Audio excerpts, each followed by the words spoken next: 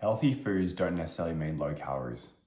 Micronutrients matter, lactose-free, sugar-free, low trans, oil, etc. can matter for some people and can matter in general, but calories do matter the most. Don't get me wrong, a perfect approach does combine some of the elements of these quote-unquote healthy foods with the calorie requirements that you need for results, but at the end of the day, it's worth understanding that calories are king. This is important to understand because people only have so much mental energy, so much abilities to make good decisions, and before running into decision fatigue and struggle with direction, what to focus on. When I'm looking at a menu at a restaurant, when I'm in the grocery store, do I prioritize and optimize my decisions based on health? Is something sugar-free, blah, blah, blah? Or do I tend to optimize for calories?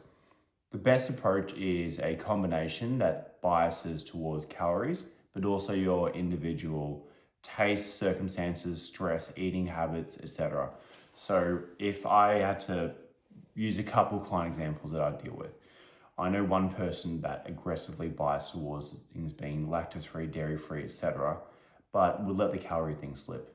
And one of the side effects is their digestion might be a little better than they otherwise wouldn't, because they are respecting their lactose-free needs, etc.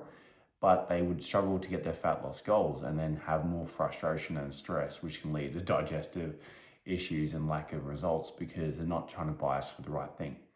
So moving towards a framework where we can still have some of those things be involved, as in like lactose-free, dairy-free, low fast food style cooking, while still get the best calorie outcomes, was the thing for them that allowed obviously the best results because it's respecting energy balance, but also the least amount of what to focus on and what not to.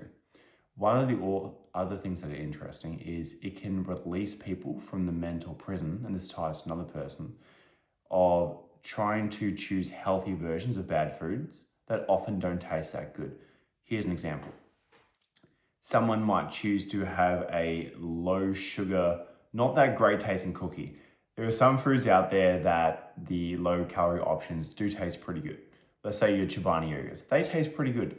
They're not as creamy as a regular Greek yogurt, but the taste is pretty good for the calories.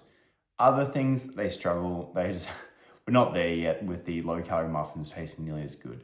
So you can enter situations with those muffins, for example, where you are consuming at least 80%, sometimes 110%, because they just add protein to the same recipe, of the calories of a good tasting great muffin or cookie, while having only like 50% of the enjoyment. And it doesn't really tend to tick off that itch for people. Whereas what I'd recommend for someone else might be, okay, you have one of those real enjoyable tasty cookies and you hit your protein and micronutrients with other meals in the week, other meals in the day, and just allow the calories to consume that, let's say later in the day. If you're someone like this, you might have your cookie before bed, it's got your 300 calories and it tastes great. And you're not going to binge off and have more, which is a whole nother side topic. But then throughout the day, you're ticking off your micronutrients. You're not trying to get your micronutrients with the cookie.